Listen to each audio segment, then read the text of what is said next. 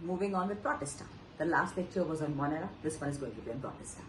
Again, NCERT line by line. Stay with me, share with your friends, like, subscribe the channel. I'm going to give a lot of pauses when I take the lecture, and also, this is my teaching style, I also repeat things again and again. Protista, unicellular, prokaryotic was Monera. Unicellular, eukaryotic word is Protista. So all the organisms, repeating it again now. The entire living world is divided into 5 kingdoms: Monera, Protista, fungi, plantae, animalia. Prokaryotes, Monera, Protista, fungi, plantae, animalia, all eukaryotes. Clear? Unicellular world, Monera and Protista. Fungi, plantae, animalia, multicellular. It's very simple. I'm going to be repeating these concepts again and again. It's very simple and very effortless to understand. If you understand these concepts, the entire NEET bio for the next 2 years becomes effortless and seamless for you. Especially solving MCQs, go through the previous year's question papers, and you will find a lot of concepts which come out from the first 4 chapters. So I want you to keep coming back. I want you to like. I want you to comment in the comment sections what you want next. I want you to ask me questions. We can have live sessions as soon as you are all ready for it. I'm ready for the live sessions that you want, to share any PDF notes with you if you want. We are all game. I'm all game for it. Okay, quickly moving on. So Protista includes the entire unicellular, which means single-celled, and eukaryotic organisms. What is the meaning of the word eukaryotic? It means all the organisms and the protists have got a clear, well-defined nucleus. U means good. The word U means good, which means they have a clear, well-defined nucleus. A well-defined nucleus is one which has got nuclear membrane. There are a lot of nuclear pores and also a nucleolus inside it. Now, what is the meaning of ill-defined nucleus, ma'am? Then what is the difference between prokaryotic and eukaryotic? A prokaryotic nucleus or a prokaryotic organism is one in which the genetic material is not enclosed in a proper nuclear space. It is just lying freely with the cytoplasm. So kingdom Monera, which includes all bacteria of the world, have got a cellular basis of assembly because cell is the basis of life.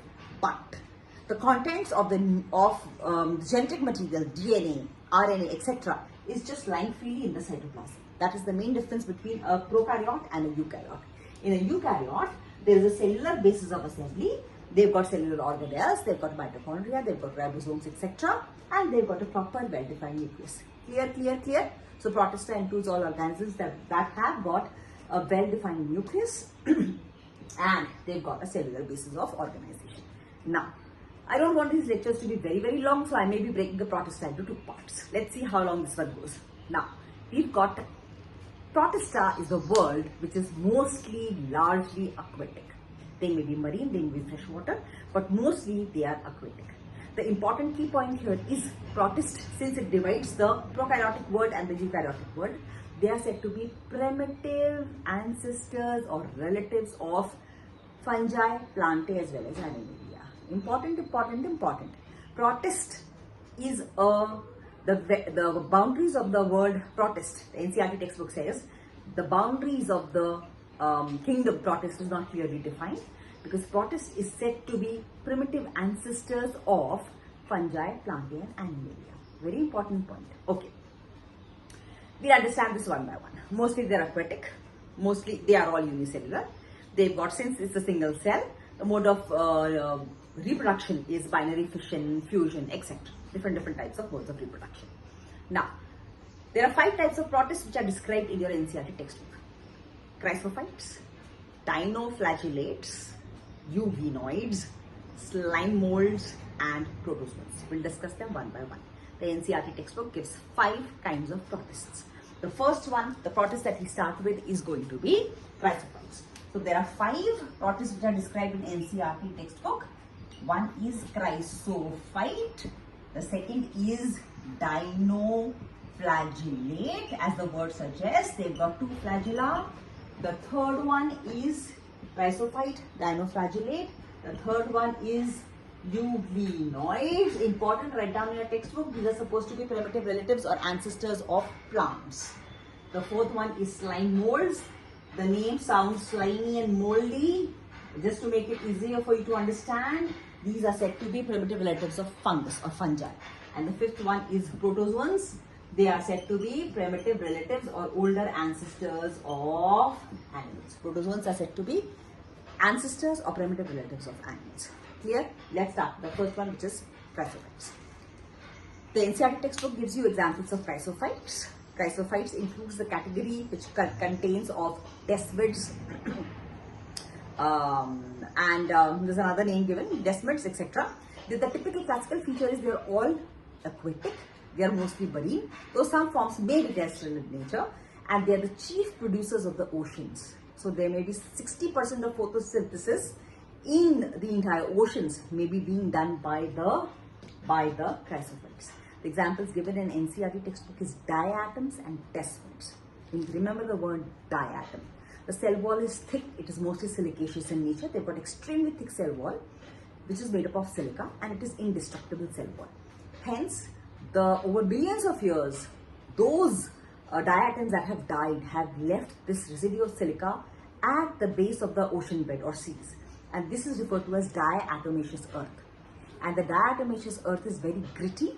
It is which is why it is used in industries, chemical industries, etc., for polishing,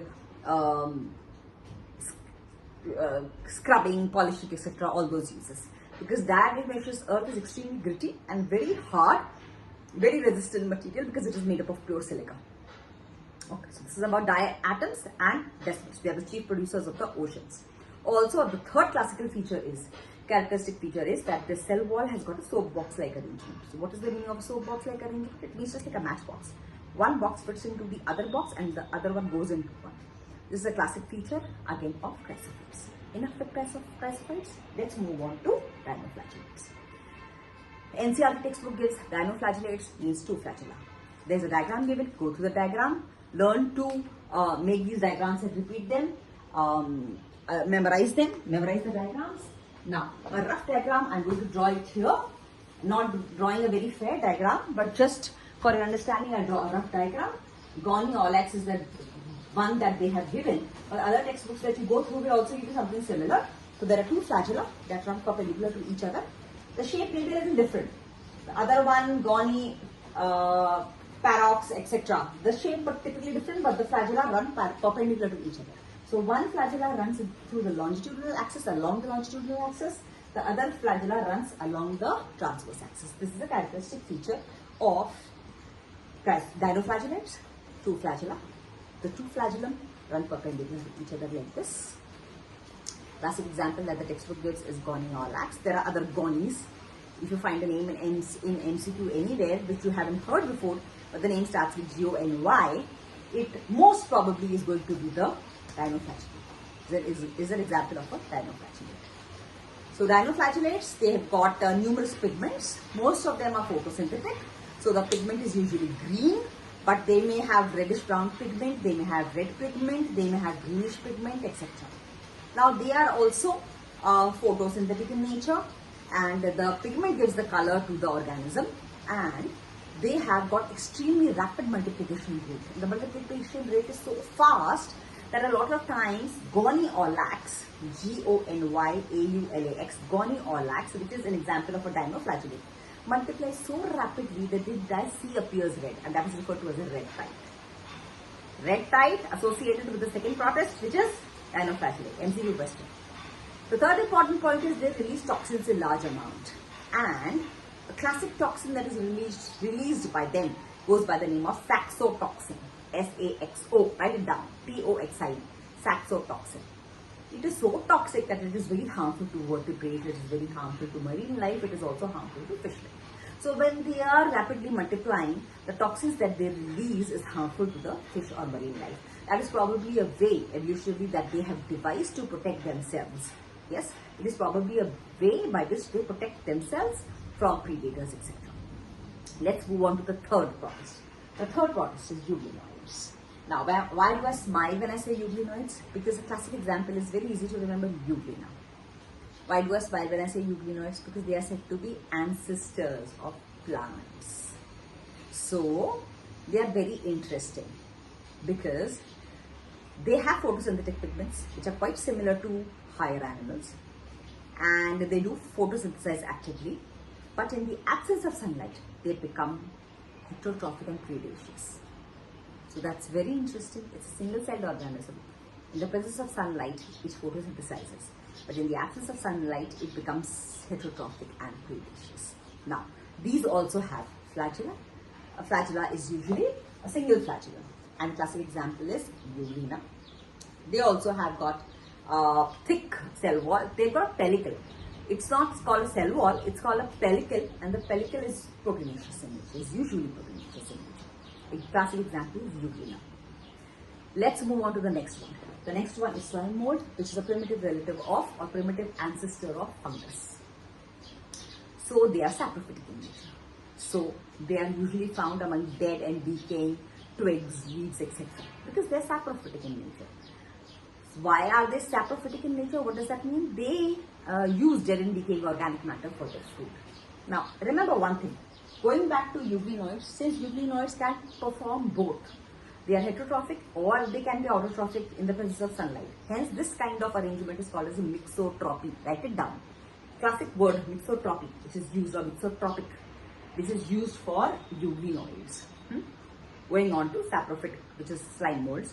So slime molds in harsh conditions develop a plasmodium, and the plasmodium has got several spores inside, and the spores then give rise to fruiting bodies, and that is when they can break the plasmodium, come out, and the several spores can be Now this is very similar to, this characteristic is very similar to fungi, and hence they are said to be primitive relatives of fungus because they show a lot of characteristic features of fungus. Now, what category of fungi? NCERT question, it's Myxomycetes.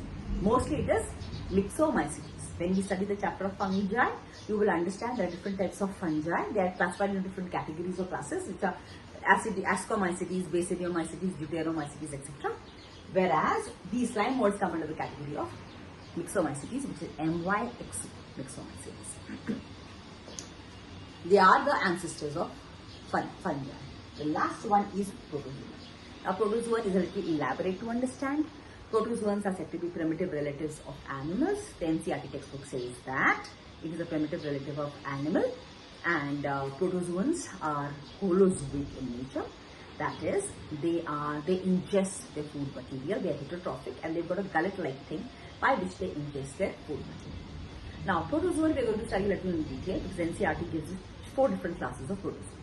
So there are amoeboid protozoans, which means they look like amoeba. So they are called amoeboid protozoans. Of course, it includes amoeba, entamoeba, histolytica, amoeba, proteus, etc. Second category is flagellated protozoans. The protozoans which have got a single long flagella in their bodies. The third is ciliated protozoans which have got a large number of cilia.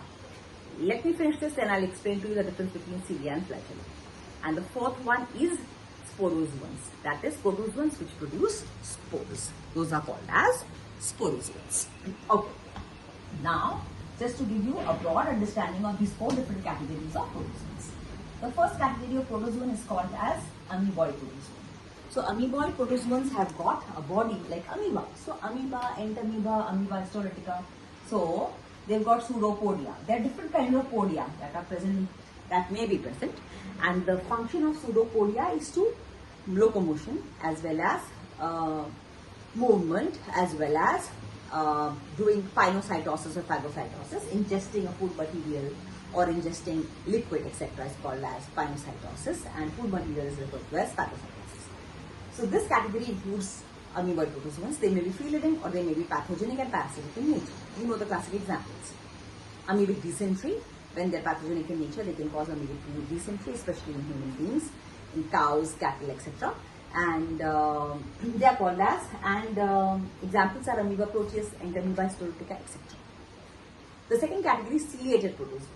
Paramecium is a classic example of ciliated protozoan, and flagellated protozoan classic example is trypanosoma. Again, which are both pathogenic in nature. Now, just to give you an example, just to show you what is the meaning of a ciliated protozoan and what is the meaning of a flagellated protozoan. Okay. A flagellated protozoan has got a structure where it's got a long flagella. And a ciliated protozoan, like a paramecium, I'm just drawing the rough diagram, looks somewhat like this, Why is this given? This is a gullet or a body through which, a gullet or an opening through which it ingests its food. And this is characteristically present in paramecium. Paramecium is a free living ciliated protozoan, which is or protist, which is usually present in aquatic environments, marine environments, etc. Now, this paramecium has got little cilia on its body. It has got all cellular organisms, and because it is eukaryotic, it also has nucleus, etc. And it has got mitochondria, etc. Whatever. Now, the main difference between cilia and flagella is that cilia are several in number. They move together. So, they've got a row-like movement. So, when they move, help in locomotion, they row together. Whereas a flagellum is typically single, or they may be two flagella, but when it is a single flagellum, it usually performs the function only of locomotion. It has no role to play in ingestion of food materials. Second important characteristic is a flagellum is usually longer and a cilia are usually shorter. And the cilia move together in a row-like fashion, whereas the flagellum has got more like a whip-like movement. 3 points of differences between cilia and flagella. Remember these and mark them down for your understanding of NEET MCQs. It can also come as a 2-marker question in your board exam, CBSE board exams. So, a flagellated protozoan, classic example is Trypanosoma, Leishmania, etc. Again, they are parasitic, pathogenic in nature. Trypanosoma parasitizes human beings. The secondary host is a ZZ fly. It causes sleeping sickness disease in Africa. Mostly it is found in Africa. It causes sleeping sickness disease in human beings. And the secondary host, the primary host I think is the ZZ fly, and the secondary host is the human being. Classic example is Trypanosoma. Trypanosoma and Leishmania donovani. Okay. Ciliated protozoan example is Paramecium. And Paramecium again is free living. Some forms will be parasitic in nature, but usually it is free living. The last one is a sporozoan. And a classic example of a sporozoan, meaning spore formation, is a malarial parasite, which is also called as Plasmodium. There are 4 different varieties of Plasmodium. So Plasmodium is again a protist. It is a protozoan. It is a sporozoan protozoan. So it is a sporozoan protozoan protist. Sporozoan protozoan protist, that is spore forming. It forms several spores, and spores germinate. The spores are released within the body of the host, and they cause infection within the body of the host. Now, it causes malaria in human beings, the Plasmodium vivax, Plasmodium falciparum. There are 4 different varieties of the malarial parasite.